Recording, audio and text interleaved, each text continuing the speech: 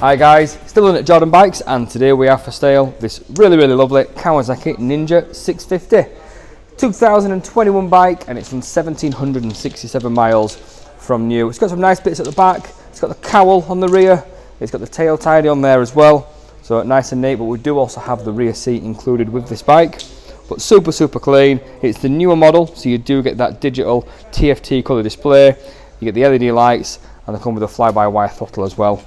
They also come with ABS, but they're really good bikes, plenty of power, plenty of torque, and they're also A2 compatible as well, so you can actually restrict them down if you are an A2 license holder. But one of our most popular sellers, and if you fancy it, pop down or give us a ring and get it bought. Cheers. Hi, my name's Nick, and thank you for watching the video this far in. The bike you've just been looking at will go through our workshop with a fine-tooth comb. Our guys are really fussy. It also comes with a 3-month warranty as well, and you can upgrade that to either a 1-year or a 2-year warranty. It's a really good cover. We also offer finance and PCP, subject to status, so give us a call if you'd like a quote for that.